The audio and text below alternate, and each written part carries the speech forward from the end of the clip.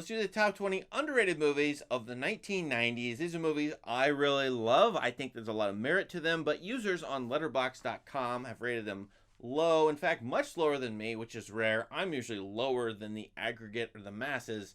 But here are the movies that, according to the stats, I rate much higher than Letterboxd users. Now, by the way, I write about a number of these in my new book, The Great Unknowns. Here it is. Proof text, proof copy. That's why it has this band on it, but here's the hardcover. It's great. 100 movies, 100 of the greatest movies you've never heard of. Some of these are in this list. Check out the links below to get these books at a dirt cheap price. So number 20 here, actually I put two of them here because they're basically the same thing. Tom Clancy movies with Harrison Ford in them. Why do I like these better than you all? I have no idea. They're rated pretty lowly.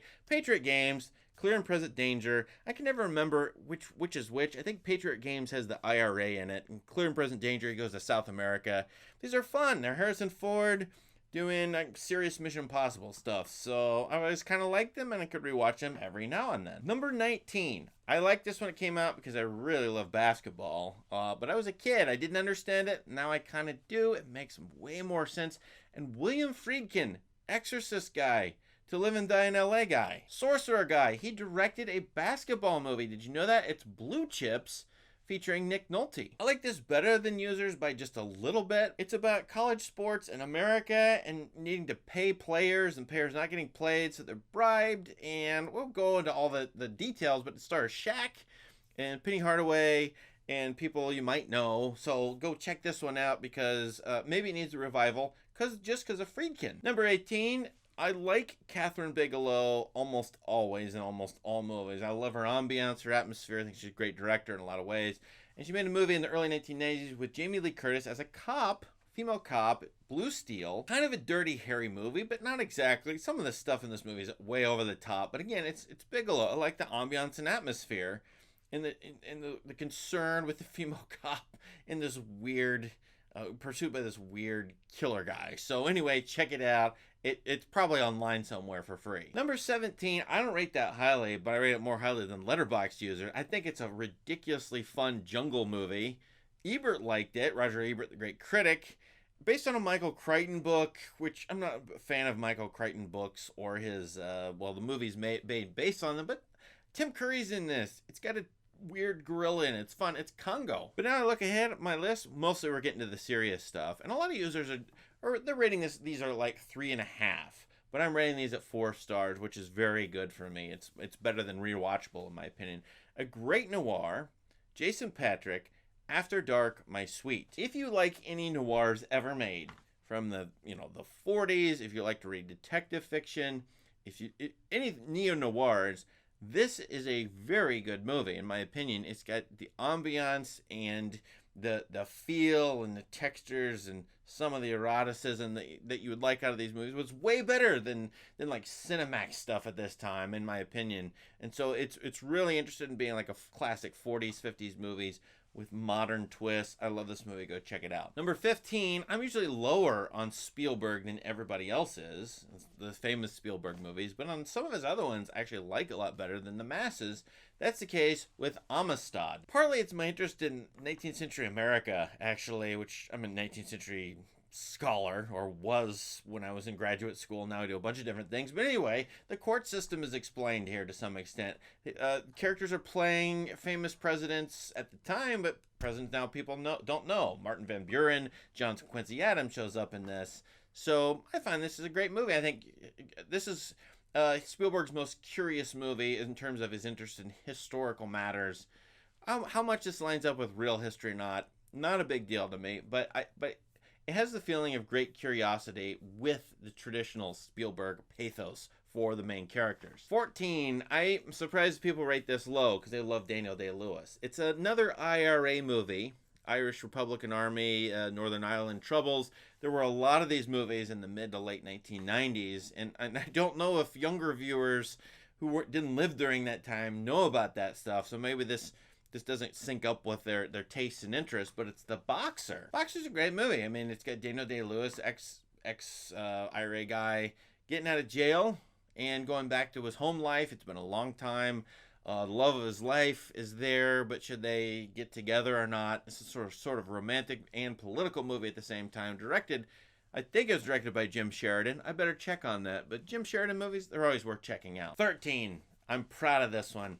I think this movie is good. It always gets knocked, but because of the contrast principle. Two movies came out, The Godfather and The Godfather Part 2, that everybody thinks are great.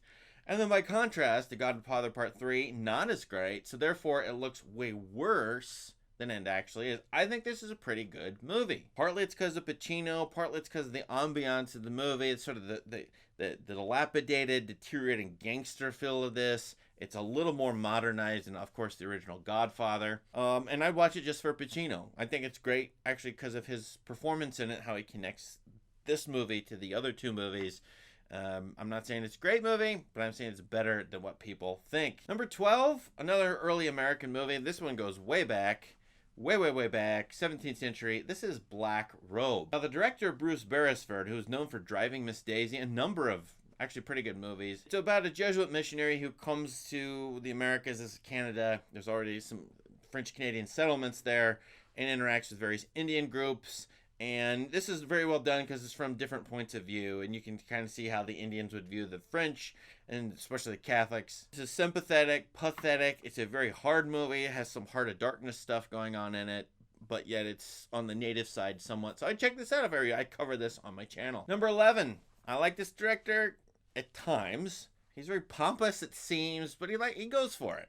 And I think at times that's successful, at least in his earlier stuff. This is Kenneth Branagh doing Mary Shelley's Frankenstein. It was definitely a thing at this point to put the author and then the title, Mary Shelley's Frankenstein, Bram Stoker's Dracula. I'm not sure this is even a real great translation. No, it's not a great sort of adaptation of the book as the book is.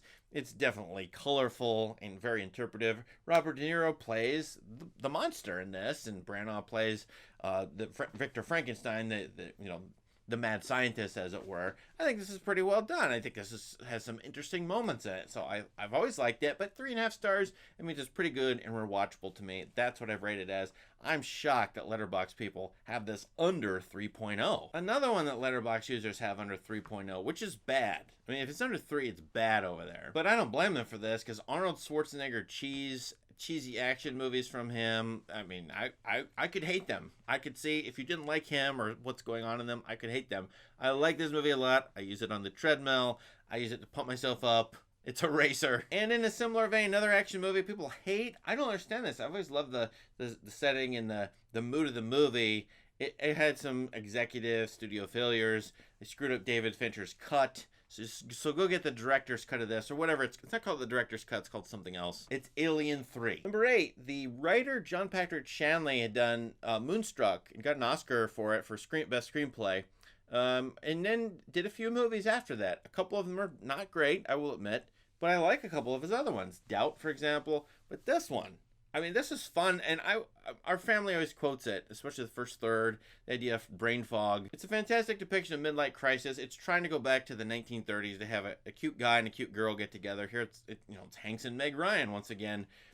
So it is Joe versus the volcano, which I will freely admit is a terrible last act. I mean, it's really stupid, but I like the first couple of acts. I like all the variety of characters that Meg Ryan gets to play. She plays at least 2 lead roles. I can't remember if there's a third, but at least 2 roles. And I always like that, and to have a female do it is a lot of fun, because usually it's males doing that. Now, the last 7 movies here, number 7 included, I think are of great import. They have a lot of cultural resonance, maybe some political resonance too. That's the case with this movie. Rated at 3.5 on Letterboxd, which is okay, but not spectacular. I like it a lot. It's Wag the Dog. And this is a great movie. It's about how the media manipulates people, creating a fake war. Well, you'll have to see why. You should watch the movie. It's fun, though, but it's harrowing at the same time. Similarly, number 6, David O. Russell was a name. He doesn't make many movies, so I don't know if young people know who he is. One of his first movies vaulted, in my opinion, Mark Wahlberg to stardom, or like one of the movies that did, is this one about the first Gulf War, one of the forgotten wars of the United States. I haven't made very many movies about it. It's Three Kings. If you watch this movie, I strongly recommend it. It's weird. It has weird tonal shifts in it. It may not all cohere. what I think has some really good stuff in it, is trying to get away from the Vietnam War movies, but it can't quite do it. I love to see the movie try to wrestle with that. So that's one reason I like Clooney in this a lot, and Ice Cube as well. Number 5, I feel about as stupid as I did talking about Eraser here, but 3.4 from Letterboxd users. I thought they would give it a lot worse rating. It's Con Air, one of the dumbest, most ridiculously over-the-top action movies you will ever see. Probably won't be topped. I don't know. A couple of those Fast and Furious came close, but Con Air, one of the most ridiculous Nick Cage movies, and that is saying a lot. Number 4, Oliver Stone, doing great in the decade, but at the end of the decade, making a football movie. This one's still quoted and cited by some football fans, but it's got a real edge to it, as you might imagine. Stone's direction is always, and his editing is fantastic or fantastically strange. Any Given Sunday, I do not like American football. I don't care for it. But I find this one absolutely fascinating.